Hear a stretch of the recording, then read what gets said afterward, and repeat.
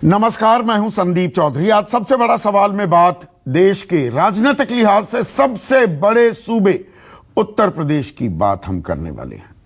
उत्तर प्रदेश में चुनावी शंखनाद हो गया है और पारा तो दरअसल गिर रहा है, लेकिन चुनावी पारा लगातार गर्माता जा रहा है। और अब उत्तर प्रदेश में बीजेपी की चुनावी तैयारियों की कमान दरअसल खुद प्रधानमंत्री मोदी ने ले ली है।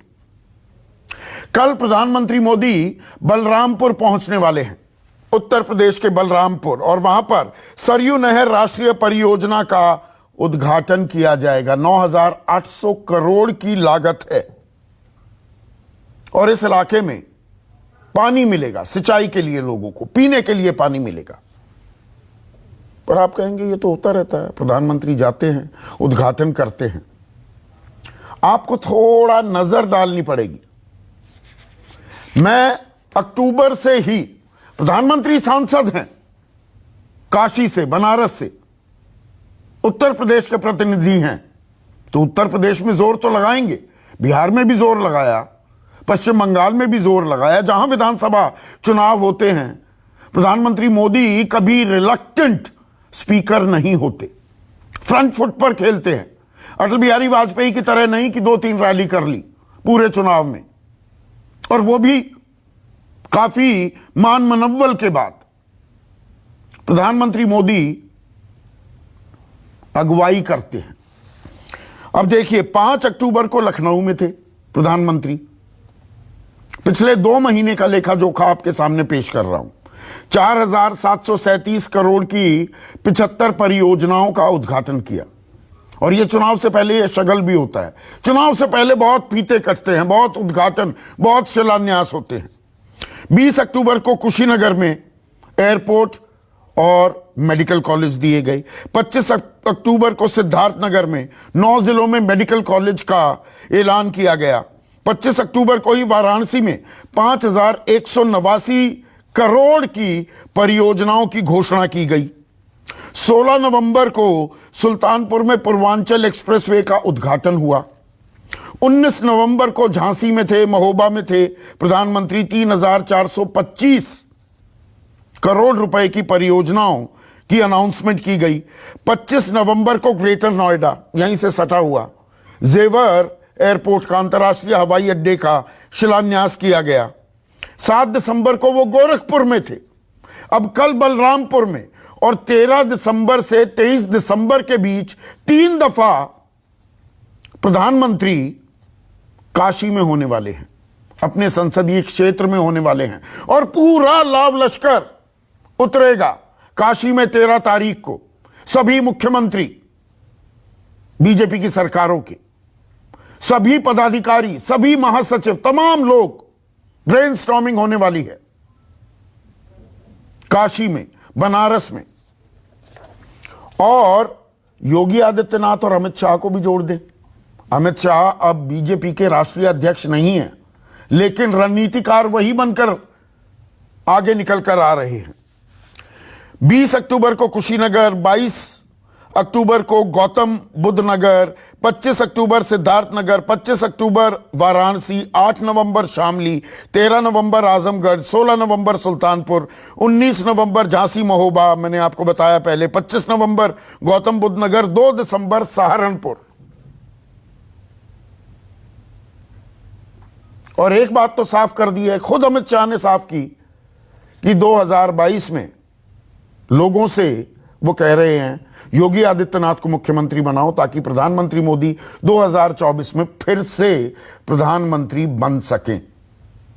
और इन सब में 19 नवंबर की तारीख भी हमें नहीं भूलनी चाहिए, जिस दिन राष्ट्र के नाम संबोधन किया प्रधानमंत्री मोदी ने और तीनों कृषि कानून वापस लेने का ऐलान कर दिया। यह भी उत्तर प्रदेश के लिए जमीन तैयार की जा रही थी। तो एक तरफ विकास का नारा है, दूसरी तरफ जात पात, सोशल इंजीनियरिंग, जात पात की गोटियां भी बिठाने की कोशिश की जा रही है। पर उस मामले में समाजवादी पार्टी ने जो रेनबो अलायंस बनाई है कागज पर, देखिए जमीन पर जो होता है और कागज पर जो दिखता है उसमें दिन रात का अंतर होता है। कागज पर जो गठबंधन ओम प्रकाश राजभर, जनवादी पार्टी, आरएलडी यानी कि जयंत चौधरी, इन तमाम लोगों के साथ किया है। कागज पर बड़ा मजबूत लग रहा है और मुद्दों की भी अब बात होने लगी है। आरएलडी ने 1 करोड़ सरकारी नौकरियां देने का ऐलान किया है, घोषणा पत्र सबसे पहले जारी कर दिया। अहम सहयोगी है समाजवादी पार्टी की आरएलडी। अब गठबंधन मुकम्मल हो गया है। उधर कांग्रेस पार्टी महिला शक्ति पर, बेरोजगारी युवा से जुड़ा हुआ मुद्दा है और महिला शक्ति, ये MY factor, Muslim Yadav factor की बहुत बात हुई, लेकिन महिला और यूथ, क्या इनके हाथों में चाबी होगी सत्ता की? लखनऊ का दरवाजा उसी या ताला उसी चाबी से खुलेगा क्या? तो 40% महिलाओं को उम्मीदवारी टिकट देने की बात कर रही है। महिला घोषणा पत्र जारी कर दिया है। प्रियंका गांधी वाड्रा ने 20 लाख नौकरियां देने का वादा कर रही है कि अगर सरकार बनती है कांग्रेस की तो बेरोजगारी, युवा, इसमें महंगाई जुड़ जाता है। ये अहम मुद्दे बनेंगे क्या? और डबल इंजन की सरकार है तो डबल एंटी इनकम्बेंसी की मार भी झेलनी पड़ सकती है क्या बीजेपी को? हालांकि आजकल हम प्रो इनकम्बेंसी की ज्यादा बातें करते हैं, लेकिन पिछले 30 सालों के इतिहास पर, अतीत पर यूपी के नजर डालेंगे, सरकारें वहां रिपीट नहीं होती हैं। बाकी हिंदी आर्टलैंड में, बिहार में, मध्य प्रदेश में सरकारें रिपीट भी हो रही हैं। यह भी देखने को मिला है। तो इसी पर आज हम चर्चा करने वाले हैं कि प्रधानमंत्री मोदी लगाएंगे अब योगी की नैया पार, और गठबंधन में कितनी ताकत, सोशल इंजीनियरिंग हावी होगी या मुद्दे बढ़ चढ़कर बोलने वाले हैं। ऐसे में आज का सबसे बड़ा सवाल, 2022 तय करेगा 2024 की सरकार, और मोदी लगाएंगे योगी की नैया पार।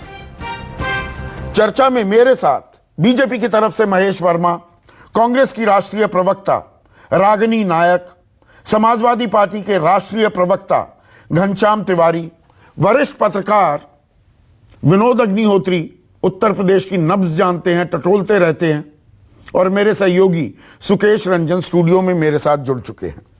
तो सुकेश, प्रधानमंत्री is never a reluctant campaigner कि भाई गुजारिश करनी पड़े। वो लोगों से राब्ता कायम करना चाहते हैं और फ्रंट फुट पर वो करते हैं। लेकिन जो मैंने शुरुआती संबोधन में ये चीजें गिनवाई, ये सामान्य प्रक्रिया का हिस्सा मान रहे हैं या पूरी जोर आजमाइश के मूड में दिखाई दे रहे हैं प्रधानमंत्री मोदी?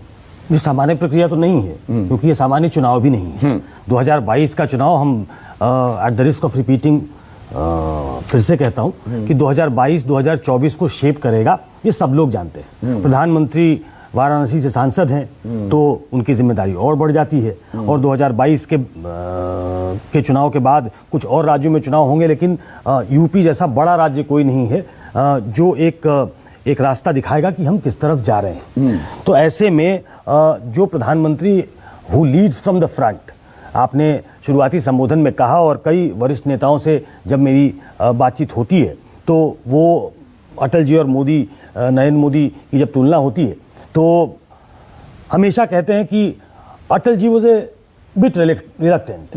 वो जब चुनाव होते थे तो राज्यों के चुनाव में बहुत ज्यादा इंटरेस्ट नहीं। भाई, राज्यों के चुनाव में प्रधानमंत्री का क्या काम? हाँ, अटल बिहारी वाजपेयी की ऐसी सोच थी।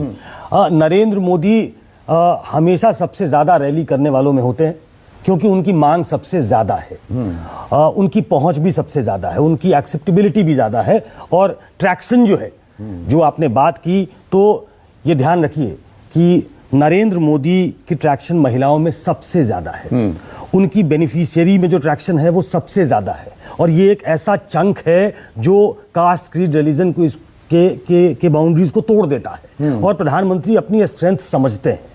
इस बार प्रियंका गांधी कहीं उनको महिलाओं के मुद्दे पे चैलेंज कर रही है, हम 40% टिकट देंगे, और वो दूध का जला छाछ भी फूंक फूंक कर पीता है। ये कहावत है ना, ये चरितार्थ हुई पश्चिम बंगाल में। महिला वोटर काफी हद तक ममता के साथ गई, तो जो ताल ठोकी जा रही थी 200 की, वो ताल देखिए ही रह गई। वहां चेंज नहीं हो पाया। वो महिला उनके साथ थी, उनकी कुछ योजनाओं की वजह से थी, हाँ, उनकी एक्सेप्टेबिलिटी वहां है इस वजह से थी, उनकी ग्राउंड पे पकड़ बहुत ज्यादा थी इस वजह से थी। लेकिन अगर आप तुलना पेनिट्रेशन पर की थी, 18 लोकसभा सीटें जीती 42 में से। बिल्कुल। 2020 का विधानसभा चुनाव ले लीजिए, बिहार का, अगर नरेंद्र मोदी ने इस तरीके से नीतीश कुमार के साथ खड़े होके वो कैंपेन नहीं किया होता जैसा प्रधानमंत्री ने किया, तो लोग कहते हैं कि वो नैया पार इस बार नहीं लग पाती। और ये जो ट्रैक्शन महिलाओं में था, ये बिहार में देखने को मिला। तो प्रधानमंत्री को मालूम है कि कहां हिट करना है, कहां टच करना है, और वो सिर्फ ये घोषणाएं नहीं करने वाले हैं या नहीं कर रहे। जो आप सरकारी कार्यक्रम देख रहे हैं, तैयारियों में एक बात ये भी साफ हो रही है कि प्रधानमंत्री भी जानते हैं ये लड़ाई 2022 की नहीं है सिर्फ, ये दरअसल लड़ाई हो रही है 2024 के लिए, उसकी शुरुआत हो गई है। आप इसको इस तरीके से समझिए, कल राष्ट्रीय अध्यक्ष भी यूपी में है, अमित शाह का चक्कर लगातार लग रहा है। अलायंस कैसे सीमेंट किए जाएं, जो लोग जाने वाले थे जैसे निषाद, उनको कैसे अपनी तरफ रखा जाए, अनुप्रिया पटेल को मंत्री बनाना हो, क्यों बनाने की जरूरत पड़ी, हम सबको मालूम है कि उस पटेल समुदाय को वो अपने साथ रखना चाहते हैं, जो जिनका पूर्वांचल में जिनकी अच्छी खासी पकड़ है।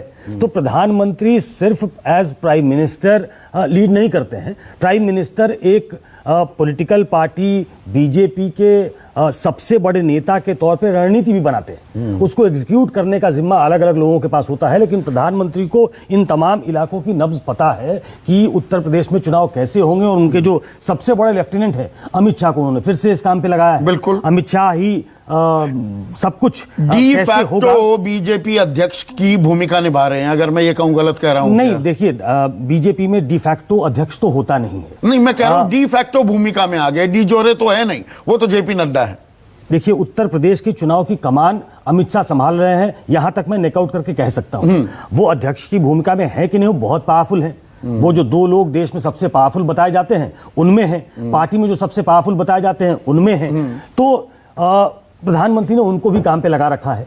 यहां तक कि राजनाथ सिंह जो उत्तर प्रदेश से आते हैं, उत्तर प्रदेश के मुख्यमंत्री रहे हैं, वो बूथ लेवल के कार्यकर्ताओं को संबोधित कर रहे हैं अलग अलग इलाकों में। उनको भी इलाके दे दिए गए हैं कि वहां अपने कार्यकर्ताओं को कैसे आप ऑन द टोज रखें ताकि उनमें जोश का संचार होता रहे। तो वो डबल इनकम्बेंसी की मार का डर भी है क्या इसमें? डबल इंजन की सरकार जब आप कहते हैं विकास की ताल ठोकते हैं, तो साथ ही साथ क्योंकि हम एक मुश्किल वक्त से भी गुजरे हैं, ये विपक्ष के लिए तो मतलब सजे हुए मुद्दे हैं ना। ये गोल्डन अपॉर्चुनिटी की तरह था कि कोरोना के बाद, चाहे मैं बार बार कह चुका हूं कि कोरोना में चाहे जिस सरकार ने जितना भी किया हो वो कम ही लगेगा, वो कम लगेगा। और उत्तर प्रदेश की तस्वीरें सबने देखी है कि उत्तर प्रदेश में जो मैनेजमेंट था वो उस तरीके का नहीं था, क्योंकि बहुत बड़ा प्रदेश था और उस तरीके से चीजें कोरोना के दौरान मैनेज नहीं हो पाई। तो ये और उसमें बेरोजगारी जुड़ गई, महंगाई जुड़ गई, और युवाओं पर मार पड़ी है। युवा भी एक बड़ा फैक्टर है। महिला और युवा, ये दोनों 2014 में नरेंद्र मोदी के लाने में सबसे बड़ा फैक्टर अगर कोई थे,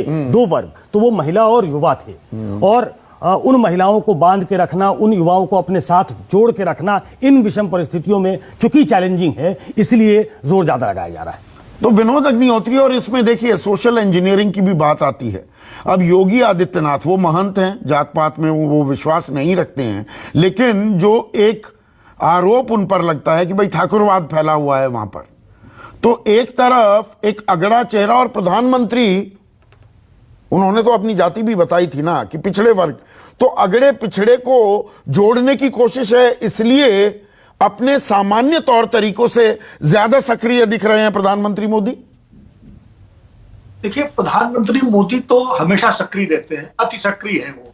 और आप देखिए कोई भी चुनाव आप देख लीजिए, उत्तर प्रदेश का, बिहार का, गुजरात का, हरियाणा, महाराष्ट्र का, प्रधानमंत्री मोदी के बल पर ही भारतीय जनता पार्टी चुनाव लड़ती है। वही चेहरा है, वही उसकी ताकत है सबसे बड़ी। और उत्तर प्रदेश तो उनका, क्योंकि वहां से आते हैं चुन करके, 80 सांसदों वाला प्रदेश है, इसे यहाँ कोई जोखिम मोल नहीं लेना चाहते। और प्रधानमंत्री नरेंद्र मोदी जो है वो 2024 का लोकसभा का चुनाव हर हालत में जीतना चाहते हैं, क्योंकि वो जब भी अपने राजनीतिक जीवन से संन्यास लेंगे तो विजयी मुद्रा में ही राजनीतिक जीवन छोड़ना चाहते हैं। वो कभी पराजित होकर के अटल बिहारी वाजपेयी की तरह वो राजनीति से बाहर नहीं जाना चाहते। इसलिए उत्तर प्रदेश उनके लिए जो है सबसे अहम इसलिए भी है क्योंकि 80 सांसदों से ही सारा लोकसभा का गणित बनता बिगड़ता है, ये हम सब जानते हैं। जहां तक सोशल इंजीनियरिंग की बात है, प्रधानमंत्री जी ने अपने को एक पिछड़े वर्ग का नेता के रूप में घोषित भी किया हुआ। इसके अलावा जो है जिस तरह उन्होंने कैबिनेट का विस्तार किया, उसमें जिस तरह पिछड़े वर्ग के लोगों को महत्व दिया और अजय मिश्रा टेनी को जिस तरह मंत्री बनाए रखा गया, किसान आंदोलन भी समाप्त हो गया लेकिन उन पर कोई समझौता नहीं किया। तो ये जो सामाजिक समीकरण है कि ब्राह्मणों की नाराजगी उसको दूर करने के लिए अजय मिश्रा टेनी सरकार में साथ में रहे हैं, पिछड़ों के रूप में स्वयं प्रधानमंत्री जी से बड़ा पिछड़ा नेता कौन है और अगड़ों के रूप में योगी आदित्यनाथ। तो ये एक कोशिश है क्योंकि इस बार चुनाव में जो है अखिलेश यादव जो समीकरण बना रहे हैं, जिस तरह रेनबो जिसकी आपने चर्चा की, रेनबो अलायंस बना रहे हैं, उसमें गैर यादव पिछड़ों को जोड़ने की पूरी कोशिश कर रहे हैं। क्या ये कहना सही होगा विनोद कि बीजेपी के खेमे में थोड़ी सी खलबली है कि अखिलेश यादव ने जो अपना ये गठबंधन बनाया है कागज पर वो ज्यादा मजबूत दिख रहा है कि पिछड़ों में वो कहीं पैठ ना कर लें। ये 2% वोट बैंक भी बढ़कर वो 15 से 20% का एक बड़ा चंक बन जाता है। निश्चित रूप से देखिए ऐसा है कि चूंकि पिछले चुनाव में केशव प्रसाद मौर्य प्रदेश अध्यक्ष थे और पिछड़ों में एक संदेश था कि अगर भारतीय जनता पार्टी की सरकार बनी तो केशव प्रसाद मौर्य मुख्यमंत्री बन सकते हैं। इस बार जब योगी आदित्यनाथ को एक तरह से घोषित कर दिया गया कि उनको मुख्यमंत्री बना करके 2024 में मोदी जी को प्रधानमंत्री बनाया जा सकता है, तो अब ये तय हो गया है कि योगी आदित्यनाथ ही भारतीय जनता पार्टी की तरफ से मुख्यमंत्री का चेहरा हो गए हैं। तो पिछड़ों को पार्टी में रोके रखने के लिए जरूरी है कि प्रधानमंत्री ज्यादा सक्रिय हों, ज्यादा अपनी सक्रियता दिखाएं। तो एक तरफ विकास की गंगा, दूसरी तरफ सामाजिक समीकरण, और अखिलेश यादव इसी का फायदा उठा करके वो चाह रहे हैं कि पिछड़ों के बीच में ये संदेश दे कि एक पिछड़ा मुख्यमंत्री उत्तर प्रदेश को मिलना चाहिए और वो मुख्यमंत्री और कोई नहीं अखिलेश यादव हो सकते हैं अगर पिछड़ों ने उनको वोट दिया। तो कुल मिलाकर के लड़ाई इस बार जो है सामाजिक समीकरणों के साथ साथ विकास की भी है।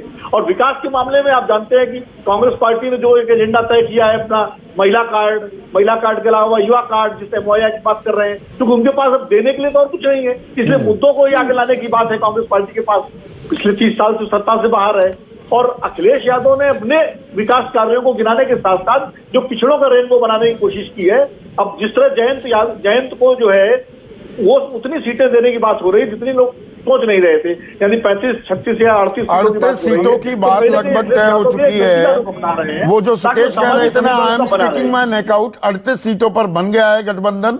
4 पर चुनाव चिन्ह को लेकर अभी थोड़ी सी बातचीत बाकी है। पर इसमें एक और चीज विनोद, हमने जातीय समीकरण की तो बात की, हम थोड़ा समुदायों की बात करते हैं।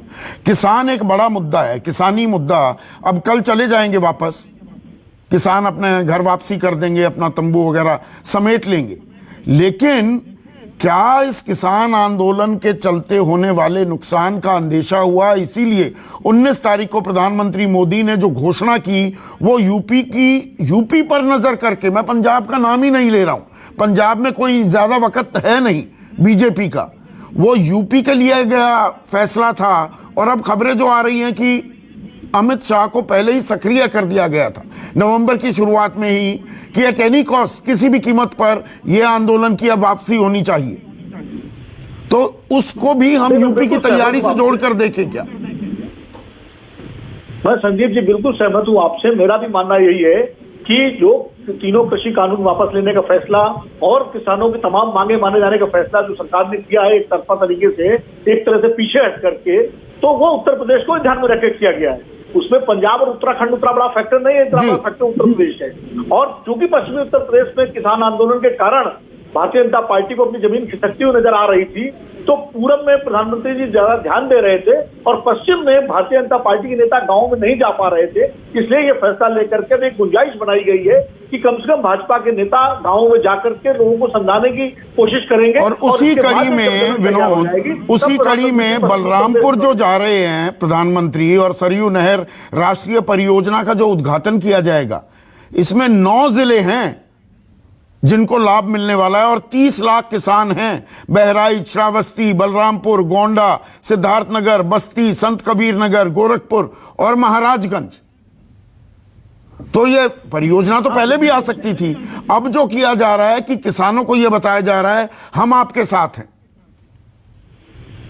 ये जो एक किसान विरोधी छवि बनती जा रही थी भारतीय जनता पार्टी की और मोदी सरकार की, और जिसका नुकसान दिखाई पड़ रहा था बिल्कुल, एक तो खाद का संकट जिस तरह उत्तर प्रदेश में अभी भी बरकरार है, महंगाई, डीजल और पेट्रोल की वो नाराजगी और किसान आंदोलन, ये सब मिलाकर के गांवों में खास करके जो विरोध बढ़ रहा है उसको साधने के लिए एक तरफ किसान आंदोलन को वापस किया गया, दूसरी तरफ जिन योजनाओं का आप जिक्र कर रहे हैं जिससे कि किसानों के बीच संदेश जाए कि सरकार जो है किसानों की हितैषी है। अभी हो सकता है किसान सम्मान निधि को लेकर के भी कुछ घोषणा हो सकती है, हो सकता है जिस तरह से सरकार ने जो गरीबों को दिए जाने वाला जो खाद्यान्न है उसकी योजना मार्च तक बढ़ा दी है। तो ये सारे निर्णय जो लिए जा रहे हैं ये उत्तर प्रदेश के चुनाव को मद्देनजर रख करके लिए जा रहे हैं। और उत्तर प्रदेश ही नहीं, मैं अपने मूल सवाल पर आता हूं महेश वर्मा, ये दरअसल 2022 की लड़ाई नहीं लड़ी जा रही है, तैयारी हो रही है क्या 2024 की भी लगे हाथों? नहीं संदीप जी, अगर हम ऐसा कहेंगे या ऐसा सोचेंगे तो पश्चिम बंगाल में जहां पे ममता जी थी, जीती, उसके बाद हम लोग संसदीय चुनाव में वहां उनकी पार्टी से कहीं आगे थे, फिर हम विधानसभा में भी हार गए, वो अलग बात है, लेकिन सीट हमारी वहां बढ़ी। तो इस बात पे इस चीज को आकलित करना मुझे लगता है कि जरूरी नहीं है कि हम उत्तर प्रदेश को हम इस तरह से भी आकलित करें कि विधानसभा चुनाव ही आगे परिणाम तय करेगा 2024 की। अब रही बात की प्रधानमंत्री के व्यक्तित्व का, तो प्रधानमंत्री का व्यक्तित्व जो है ना, कभी इनके राजनीतिक प्रतिद्वंदी से इनको चुनौती नहीं मिली, इन्होंने खुद चुनौती अपने आप पैदा करी। अब जब मैं चुनौती की बात करूंगा तो उस फैक्ट को भी सामने रख के बात करूंगा। जब आप 2014 में आते हैं तो 2014 में जो आपके पास बजट है, जो आपके खर्चा करने की जो आपकी ताकत है, जो आप इस देश में एक विकास का जब कार्य आप करेंगे तो निश्चित रूप से कहीं ना कहीं जनता आपसे कनेक्ट होगी। तो प्रधानमंत्री ने जो सबसे बड़ी अपने लिए चुनौती पैदा करी वो ये थी कि भाई कुछ ऐसा करो जिससे कि पब्लिक से कनेक्ट हो जाओ, और कनेक्ट होने का सबसे बड़ा अगर कोई रास्ता है तो वो है विकास। आप जातिवादी व्यवस्था पे चुनाव जो है 89 से लड़ते आ रहे थे, लोग परेशान थे। मंडल कमीशन के बाद एक सामाजिक क्रांति जिस तरह से उत्तर भारत में आई और जाति पाति और वर्ग के आधार पे जो चुनाव लड़ने की एक जो परिपाटी बनी, उस परंपरा को अगर किसी ने कहीं ध्वस्त किया तो 2014 में प्रधानमंत्री मोदी ने किया। और अब रही बात जो आप कह रहे थे कि प्रधानमंत्री जो है एक स्टार कैंपेनर के रूप में भाजपा के जो है, ये प्रधानमंत्री से पहले भी रहे। जब ये मुख्यमंत्री थे गुजरात के तब भी ये बिहार जाते थे, तब भी ये पंजाब जाते थे। ये संगठन के व्यक्ति हैं, प्रचारक हैं, इनके अंदर इस चीज में इसकी अदम्य ताकत है, इनको यही चीज सिखा। पर मुश्किल काल से भी गुजरे हैं ना महेश वर्मा, जो ये कोरोना काल था उसके चलते देखिए महंगाई एक बड़ा मुद्दा है, बेरोजगारी जिससे युवा प्रभावित हुए हैं, किसान आंदोलन को अब जिस तरह से आखिरकार 10 महीने तक बातचीत के सारे दरवाजे बंद, फिर आनन फानन में डैमेज कंट्रोल करना पड़ा ना, ये नुकसान का ही अंदेशा था। आपको लगता है डैमेज कंट्रोल हो गया है, या एक छवि बन गई जो शब्द इस्तेमाल किया विनोद अग्निहोत्री ने कि भाई बीजेपी किसान विरोधी है, वो आपको किसान नुकसान करेगी? नहीं, देखिए वो किसान विरोधी है कि नहीं है, किसानों को इससे जिस तरह से प्रधानमंत्री ने कहा, माफी मांगते हुए कहा कि शायद हम आपको समझाने में सफल नहीं रहे। अब उस चीज को उस तरह से हम एनालिसिस अगर करने बैठेंगे तो अभी तो ये कहना बहुत जल्दी होगा, लेकिन विनोद जी का भी जो कहना था कि निश्चित रूप से इसके पीछे जो राजनीति हो रही थी, विनोद जी बहुत पुराने और बहुत सटीक तरीके से विश्लेषण करने वाले पत्रकार हैं, उनकी किसी विश्लेषण पे मैं उंगली उठाऊं तो उचित नहीं रहेगा। अब रही बात की भाई जो वो बात कह रहे हैं कि किसानों को लेकर जो एक नाराजगी थी, तो नाराजगी निश्चित रूप से पॉलिटिकल पार्टी के नाते भाजपा भी समझ रही थी इस बात को कि किसान के नाम पर जो राजनीति हो रही है उसका खामियाजा कहीं हमें भुगतना ना पड़े। हम अच्छा करने चले हैं और राजनीतिक रूप से अगर हमारा कहीं नुकसान हो तो हम नफे नुकसान को जरूर ध्यान में रखेंगे। लोगों को जब समझ में आएगा तो निश्चित रूप से वो चीज देर सवेर सामने आएगी कि नहीं, वही तो मैं कह रहा हूं, वो डबल इंजन की सरकार। देखिए आप विकास की बात करते हैं, विकास आपने किया, बहुत लंबे आंकड़े, बहुत लंबी फेहरिस्त गिनवा सकते हैं, लेकिन हकीकत यह भी है कि multi dimensional poverty index NITI Aayog का ही बनाया हुआ ये मल्टी डायमेंशनल पॉवर्टी इंडेक्स है, उसमें बिहार में 52% लोग गरीबी रेखा से नीचे हैं, 42% झारखंड, और उसके बाद 37.5% उत्तर प्रदेश आता है। अब आप एक्सप्रेसवे का उद्घाटन करें, आप इंटरनेशनल एयरपोर्ट का शिलान्यास करें, पर अखिलेश यादव वो आरोप लगाते हैं कि बीजेपी सरकार विज्ञापन में नंबर 1 है लेकिन शासन में 0 है। देखिए, वो आरोप कुछ भी लगाएं, उनके आरोप में अगर दम होगा, उनके आरोप में उस तरह से कहीं चीज जनता को नजर आएगा कि सही में, अब जैसे गोरखपुर में फर्टिलाइजर का 2019 में उद्घाटन करके आए प्रधानमंत्री, आज वो चालू हो गया, तो लोगों को दिख रहा है ये अखिलेश जी की तरह काम करने वाली सरकार नहीं है, तो सिर्फ बातों में अपनी चीजों को सीमित कर देते थे। अब रही बात कि भाई 28 लाख करोड़ रुपया अगर हम 2019 आते आते अब खर्चा कर रहे हैं केंद्रीय बजट का, और अभी अनुमानित जो है 34 लाख करोड़ रुपया हम खर्चा करने की बात कर रहे हैं, तो ये पैसा कहीं ना कहीं खर्च तो होगा। मैं खर्च की बात कर रहा हूं, मैं घोषणा की बात नहीं कर रहा। पैसा खर्च होगा, लोगों की जेब से निकाला भी तो जाता है ना पैसा। 120 रुपए पेट्रोल, 110 रुपए डीजल के दाम इसी देश के लोगों ने भुगते हैं ना, और 350 रुपए गैस के जो दाम बढ़ गए वो भी हम ही दे रहे हैं जी। और इसी देश के लोगों को, संदीप भाई, 82 करोड़ फैमिली को मुफ्त में भोजन मिला, 200 करोड़ वैक्सीन के इंतजाम हुए, इसी देश के लोगों के जीडीपी इसी देश में तिमाही में ऐतिहासिक हमने वो तो बेस इफेक्ट के चलते हैं, जो है ग्रोथ, अगर 10% का गोता खाया 8% ऊपर आएगा, 60,000 सेंसेक्स जो है पास हुआ, तो ये ऐसे नहीं होता। अब शेयर बाजार, सट्टा बाजार को आप विकास का पैमाना मानते हैं क्या? बिल्कुल विकास ही है, विकास के अलावा तो हमें कुछ समझ में नहीं आता। और जब शौचालय, तो विकास तो बस पिछले 1 साल में शेयर बाजार का हुआ है, बाकी लोगों का नहीं। लेकिन घनश्याम तिवारी, आप 0-0 कहते हैं, आपने बहुत सारे समीकरण बनाए, 2017 में 2 लड़के चले, 2019 में बुआ बबुआ चली, अब आप रेनबो कोएलिशन बना रहे हैं, वो जमीन पर नहीं उतरते, जमीन पर नहीं उतरे, ये भी एक हकीकत है। नमस्कार संदीप जी। हाँ नमस्कार आपको, दर्शकों को और को पैनलिस्ट को, और सबसे पहले मैं सीडीएस जनरल बिपिन रावत को और उनके परिवार को अपनी श्रद्धांजलि देता हूं। मधुलिका रावत जी को अपनी श्रद्धांजलि देता हूं। आज देश शोकमय है। जहां तक प्रधानमंत्री जी की और उनके कैंपेन की बात है, हम ऐसे समय में खड़े हैं जहां पर प्रधानमंत्री जी अपने 2019 के जनादेश का लगभग 2.5 साल पूरा कर रहे हैं। ऐसे समय में प्रधानमंत्री एक कमजोर प्रधानमंत्री दिखाई दे रहे हैं, क्योंकि न देश में अर्थव्यवस्था का हाल सुधरा है, न रोजगार का हाल सुधरा है, न उनके नेतृत्व का खोखलापन गायब हुआ है, न अच्छे दिन के नारे वापस आए हैं। देश के कृषि मंत्री तो कृषि मंत्री ही नहीं दिखाई दे रहे, जिस तरीके से किसानों के आंदोलन में उनकी भूमिका नदारद रही। देश की वित्त मंत्री कमजोर दिखाई दे रही है, क्योंकि अर्थव्यवस्था के ऊपर कुछ नहीं कर पाई। जो रेल मंत्री हैं, रेलें चली नहीं है, किराया बढ़ा है, रेल यात्रियों को कोई अधिक सुविधाएं मिली नहीं है। तो आप प्रधानमंत्री के कैबिनेट के महत्वपूर्ण मंत्रियों की भूमिका देखिए, तो उस देश आप को, कितने मजबूत दिखाई दे रहे हैं। बीजेपी के तो लोग आपको कमजोर दिखाई दे रहे हैं। मेरा सवाल यही, कागज पर मजबूती को असल मजबूती मानकर बैठ गए क्या एक बार फिर? मुझे लगता है ये कहना इसलिए आवश्यक था कि जो 2024 को अपना गोल मान रहे हैं, और 2019 में जो लक्ष्य लिया था उसे ही पूरा नहीं कर पा रहे।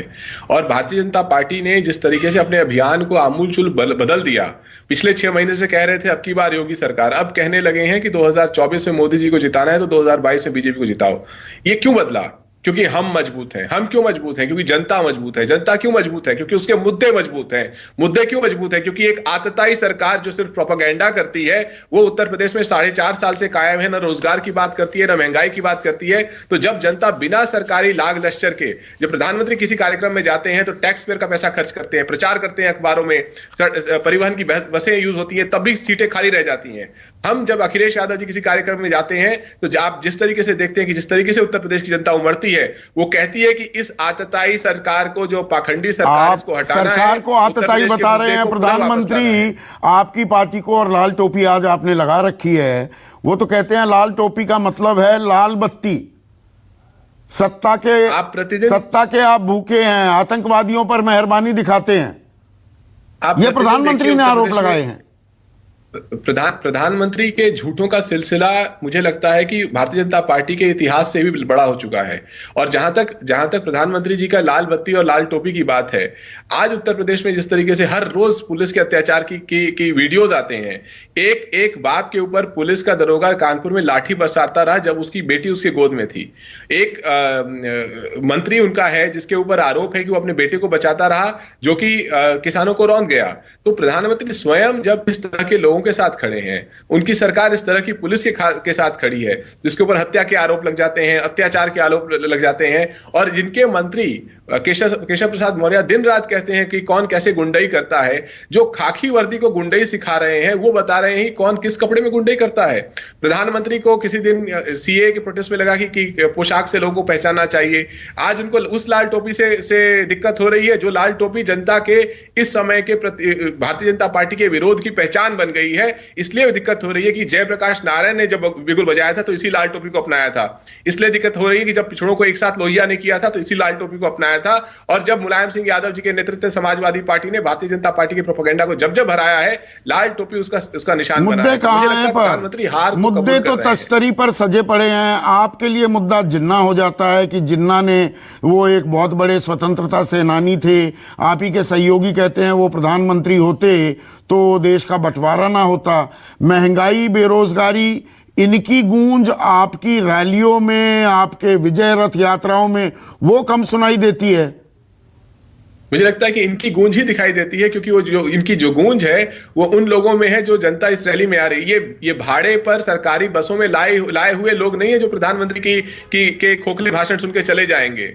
यहाँ खाली कुर्सियां भी नहीं है, कई जगह तो कुर्सियां भी नहीं है। ये वो लोग हैं जो चाहते हैं कि अखिलेश यादव उन मुद्दों की बात करे जिन मुद्दों को इस सरकार ने 4.5 साल में ध्वस्त कर दिया है। भारतीय जनता पार्टी इस समय उस पॉकेटमार की तरह हो गई है जो एक मौका खोज रही है कि एजेंडा को उत्तर प्रदेश से छीन लिया जाए, चुरा लिया जाए, लेकिन हम वो अवसर उन्हें देंगे नहीं। चाहे उनके नेता कितने भी बार मुद्दों की लड़ाई होगी, वाले बयान मुद्दों की लड़ाई होगी, हम उस राजनीति को आगे नहीं बढ़ने देंगे। या जातीय गोटियां सेट कर लो जी, गेम जीत जाओगे। मुद्दों की लड़ाई है क्या इस बार यूपी में? घनश्याम, इस बार सारी लड़ाई मुद्दों की है। जहां तक हमने कहा है कि महिला और यूथ इस लड़ाई की सबसे मजबूत धार है।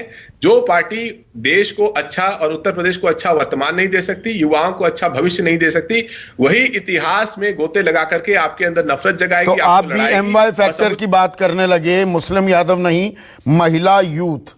और महिला और यूथ की बात प्रियंका बहुत कर रही हैं, रागिनी कर तो रही हैं। महिला घोषणा पत्र भी ले आए, 40% उम्मीदवार भी महिलाएं होंगी, लेकिन यूपी की जनता समझ पाएगी या आप दरअसल वो पहले जमाने में होता था ना कि आप फोन कहीं करें तो आप कतार में हैं, अभी आप कतार में हैं पीछे खड़ी। रागिनी? संदीप जी, कतार में खड़े रहकर भी धीरे धीरे आगे बढ़ा जा सकता है और पंक्ति में सबसे आगे पहुंचा जा सकता है। लोकतंत्र की यही खूबसूरती है, लोकतंत्र की यही पहचान है। पर चूंकि आपने आज का डिबेट जो है वो मोदी जी के चुनावी प्रचार से शुरू किया, तो मैं अपना वक्तव्य भी वहीं से शुरू करती हूँ। देखिए, मोदी जी के चुनावी प्रचार में अत्यधिक सक्रियता बहुत सारी चीजों की परिचायक हो सकती है। वो घबराहट की तरफ भी इशारा कर सकती है, वो आत्मविश्वास की कमी की तरफ भी इशारा कर सकती है, वो अप्रत्याशित हार के अंदेशे की तरफ भी इशारा कर सकती है, और सबसे महत्वपूर्ण वो तत्कालीन मुख्यमंत्री के ऊपर विश्वास की कमी का भी परिचायक हो सकती है। और मुझे लगता है कि यही कारण है कि कहना चाहिए कि जिस तरह से हाथ में पहने हुए कंगन को आरती की जरूरत नहीं होती, वैसे ही 2022 में जो 7 प्रदेश में चुनाव हो रहे हैं उसमें हार किस तरह से मुंह बाए खड़ी है भाजपा के सामने, ये बात भी ये भी इतनी प्रत्यक्ष बात है कि इसे प्रमाण की जरूरत नहीं है। आप उत्तर प्रदेश की बात कर रहे हैं, मैं किसानों से शुरू करती हूँ, वहां आपने जिक्र किसानों का छेड़ा था। तो देखिए, मोदी जी को चुनावी हार का डर जो ना कराए वो कम है, और यही कारण है कि पूरे 1 साल तक किसानों की सामूहिक आत्मा को छलनी करने के बाद, यातना और प्रताड़ना देने के बाद, गाड़ी के नीचे कुचलवाने के बाद, लाठियां बांधने और सर फुड़वाने के बाद, चुनावी हार के डर से 3 काले कानून उन्होंने वापस लिए, और इस मुगालफत के चलते भी वापस लिए कि अगर अपराध स्वीकार लूंगा तो जनता शायद मुझे माफ कर देगी। लेकिन जनता ये उंगली तैयार करके खड़ी है बटन दबाने के लिए, ये कहते हुए कि कमल का फूल जो है वो हमारी सबसे बड़ी भूल रही। और मैं योगी जी पर भी एक टिप्पणी जरूर करना चाहती हूँ। देखिए, एक ऐसे प्रदेश में जहां पर हाथरस की बेटी को 12 बजे पेट्रोल छिड़क कर उसकी लाश को जला दिया जाता है, और जो मुख्यमंत्री कब्रिस्तान शमशान बहुत करते हैं, पूरे प्रदेश को मरघट में बदल देते हैं। कोरोना के काल में 24 घंटे लाशें जलती हैं, यमुना के पाट ऐसे भर जाते हैं लाशों से कि शर्म से सरकार मुंह छुपाने के लिए रामनामी उगाड़ती है। जहां पर अपराध और बेरोजगारी चरम पर है, महिलाएं सुरक्षा महसूस नहीं करती, उसी प्रदेश का मुख्यमंत्री उपलब्धियां नहीं गिना सकता है संदीप जी। वो बार बार हिंदुस्तान पाकिस्तान हिंदू मुसलमान की बात करता है, और मुझे कहना पड़ेगा ये कि चुनावी राजनीति में जरूर, जब जिस तरह से कहते हैं कि डूबते को तिनके का सहारा होता है, भारतीय जनता पार्टी जब चुनाव हारती है तो उसे धार्मिक उन्माद और सांप्रदायिकता का सहारा ढूंढने की जरूरत पड़ती है। उत्तर प्रदेश की जनता तैयार खड़ी है मुद्दों पर चुनाव लड़ने के लिए। और आपने प्रियंका जी की बात कही, मैं कहती हूँ आधी आबादी, रोक रहा हूं, एक मिनट रागिनी, अभी उस पर भी आएंगे, सबको मैं पूरा वक्त दूंगा। देखिए, मुद्दे राजनीतिक दल भी तय करते हैं, सिर्फ जनता नहीं तय कर देती, या एक पार्टी विशेष नहीं कर सकती है। बिहार में बेरोजगारी मुद्दा बनाना, तो इसमें सारा ब्लेम सत्ताधारी दल पर डाल देना, विपक्ष की जिम्मेदारी क्या है? आपने कहा प्रधानमंत्री क्यों सक्रिय हुए, मैं आपसे पलटकर पूछूं, आप जो इतनी रोष, इतना नाराजगी बता रही हैं कि जनमानस में है उत्तर प्रदेश की, तो प्रियंका गांधी वाड्रा ही सक्रिय क्यों है? राहुल गांधी क्यों नहीं दिखाई देते यूपी में? बटन दबाने की बात कर रही है ना, बीजेपी के लिए ना दबाएं, आपके लिए दबाएगी क्या जनता? बिल्कुल दबाएगी। और मैं कहना चाहती हूं कि प्रियंका गांधी जी ने नैरेटिव सेट किया है चुनाव का, और यही कारण है कि जो एमवाई की डेफिनेशन मुस्लिम यादव बताई जाती थी, वो आज महिला और यूथ बताई जा रही है।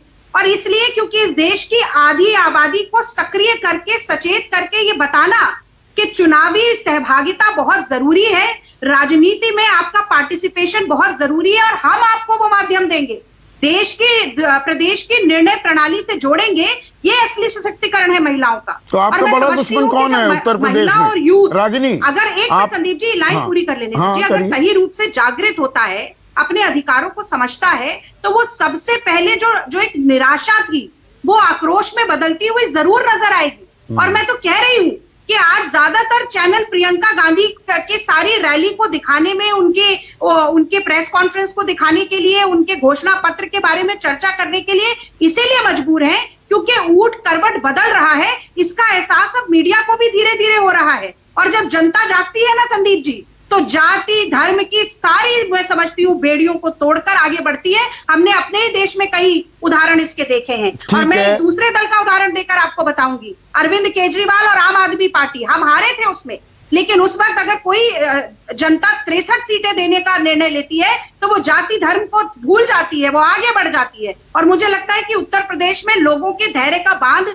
टूट चुका है, धैर्य का बांध टूट गया है, जनता आगे बढ़ गई है। तो मुझे ये बताइए कि उत्तर प्रदेश में कांग्रेस का बड़ा दुश्मन कौन है, बीजेपी या समाजवादी पार्टी?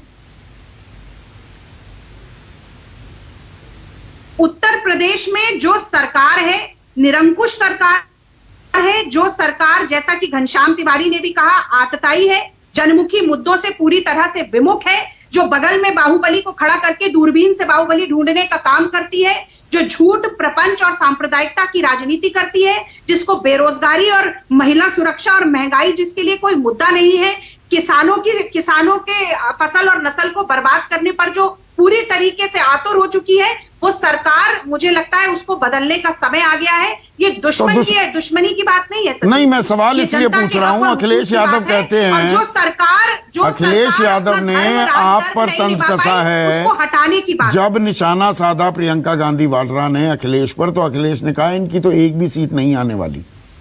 कांग्रेस के बारे में अखिलेश यादव ये कहते हैं। आप चाहते हैं कि समाजवादी पार्टी से आपके चैनल पर कांग्रेस की भिड़ंत हो जाए, लेकिन मैं केवल यही कहना चाहती हूं कि अपने विरोधी को कम करके आंकना अपनी ही सबसे बड़ी कमजोरी होती है, और वही मुझे लगता है कि कहीं ना कहीं राजनीति में विनाश का कारण भी होती है। आप कांग्रेस पार्टी को अगर कम करके आंकते हैं, ये आपकी गलतफहमी है। नहीं, मैं कम करके नहीं आंक रहा रागिनी, वही आपने कहा ना, हाथ कंगन को आरसी, रागिनी वो होता है ना, हाथ कंगन को आरसी क्या। और आप तो पढ़ी लिखी हैं, आप तो पीएचडी हैं, डॉक्टर हैं, तो पढ़े लिखे को फारसी क्या, आपके पुराने सहयोगी अब आपसे कन्नी काट रहे हैं। भाई तेजस्वी ने 70 सीटें दे दी, बाद में लगा कि अरे 70 ना देता मेरी सरकार बन जाती। 2 लड़के चले थे साथ में 2017 में, अखिलेश को समझ में आया मेरी साइकिल पंक्चर हो गई हाथ के चक्कर में। तो आपको आप ही के पुराने सहयोगी कम आंक रहे हैं, हमारे आंकने की बात नहीं है। संदीप जी, अब वो टिप्पणी आपके लिए नहीं थी, अखिलेश यादव जी के लिए थी। मैंने कहा कि आप विरोधी अगर कांग्रेस को समझकर हमारी शक्ति को कम आंक रहे हैं तो ये आपके लिए खुद ही आपकी एक बहुत बड़ी कमजोरी के रूप में साबित होगी ये बात। अब आपने कहा कि घटक दल, तो भाई शिवसेना आज हमारे साथ है, हाँ। अकाली दल भारतीय जनता पार्टी को देखिए साथ लेने के लिए भी कौन मिला, जिसके जन्म से ही जिस पार्टी के साथ आपका 36 का आंकड़ा था रागिनी, आज उनके समर्थन की दुहाई दे रही हैं आप। नए कोalition पार्टनर बनते हैं, पुराने कुछ छूट जाते हैं। ढूंढा भी कौन, राजनीति होती है। और सुनिए, कांग्रेस पार्टी एक राजनीतिक दल के रूप में अपना विस्तार क्यों नहीं चाहेगी? हाँ। हम कम सीटों पर ही चुनाव क्यों लड़ेंगे? हाँ। हम सारी सीटों पर चुनाव लड़ते हुए 40% सीटें महिलाओं को क्यों ना दें? हम क्यों ऐसी पार्टियों के साथ पंजाब में क्यों नहीं देते? यूपी में तो ये ट्रायल बलून आपने फ्लोट कर दिया रागिनी। यूपी में ट्रायल बलून, यूपी में 40% महिलाओं को टिकट, पंजाब में क्यों नहीं? पंजाब में क्यों नहीं 40% महिलाओं को टिकट? 117 में से 40% दीजिए ना, 46 सीटें दीजिए ना महिलाओं को। अब देखिए संदीप जी, हम जहां हम दे रहे हैं तो उसमें आपत्ति है। ये देखिए, जो इसका दे जवाब नहीं नहीं रहा है मिलेगा। उससे सवाल नहीं पूछा जा रहा है। पूरे देश में 33% आरक्षण हम लेकर आए। तो ये MY फैक्टर ठीक है, MY फैक्टर आप कमेंट करना चाह रहे थे महेश वर्मा। MY फैक्टर महिला यूथ इस बार दिक्कत का सबब हो सकता है क्या आपके लिए? देखिए, बात महिला यूथ पे तो होनी ही चाहिए। सारी चीजों को महिला यूथ एक हमारी ताकत है उसके बारे में, लेकिन सवाल यह है कि आप संदीप भाई, आप इनका कांग्रेस का आकलन करिए या ना करिए, या आंकिए ना आंकिए, लेकिन जनता तो आंकेगी ना अगर झूठ और प्रपंच के आधार पर राजनीति होगी। मुझे ये बताइए कि प्रियंका जी ये कहती हैं, पढ़ी लिखी है, समझदार है, राजनीति कर रही है, एक राष्ट्रीय पार्टी की महासचिव हैं, वो ये कहती हैं कि मैं 50% 40% जो है रिजर्वेशन अगर सरकार सत्ता में आई तो उत्तर प्रदेश में मैं दे दूंगी। कैसे दे देंगी? किसी ने पूछा उनसे ये बात? रिजर्वेशन आप 40% कैसे उठा के दे देंगे? इतने बड़ा झूठ बोल के राजनीति करने का क्या मतलब? समझाइए ना, झूठ क्या है? महिलाओं 33% महिला आरक्षण का तो बिल वो अटका पड़ा है ना, 2 बार पास होने के कगार पर था। मैं ये कह रहा हूं कि आप 2022 में, जब आप 2022 में चुनाव लड़ेंगी, आप किस तरह से उत्तर प्रदेश में उसको जस्टिफाई करेंगी? आपका कोई जस्टिफिकेशन होना चाहिए ना, उसके पीछे कोई रीजन होना चाहिए। 22 लाख आप नौकरी की बात कर रही हैं, आपके पास वैकेंसी कितनी है? ये सोचने वाली बात है। आप ये घनश्याम जी की बात करिए, अखिलेश जी ये कहते हैं, अखिलेश जी के लिए मुद्दा, जैसे आपने कहा कि जिन्ना आपके लिए मुद्दा है, आपने 2017 में यहां तो 20 लाख नौकरियों पर आपने सवाल उठा दिए। 2017 का आपका घोषणा पत्र, उसे पढ़ लीजिएगा। 70 लाख लोगों को रोजगार देने का वादा था, 4.5 साल में 6,65,000 को दिया, खुद सरकार ने मान लिया। संदीप भाई 70 लाख का था वादा। नहीं, जो विश्लेषण आपका है वो हमारा नहीं हो सकता है, सीधी सी बात। आपके और मेरे विश्लेषण में फर्क होगा। चलिए, फर्क होगा। विनोद अग्निहोत्री, तो लड़ाई इस बार मुद्दों की होने वाली है या कैरेक्टर्स, शख्सियत के आधार पर यह चुनाव लड़ा जाएगा?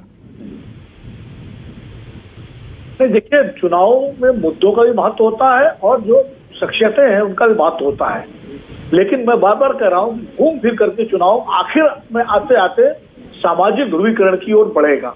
और देखिएगा संदीप जी भाई, अभी हम लोग बहुत सारे प्रोग्राम करेंगे।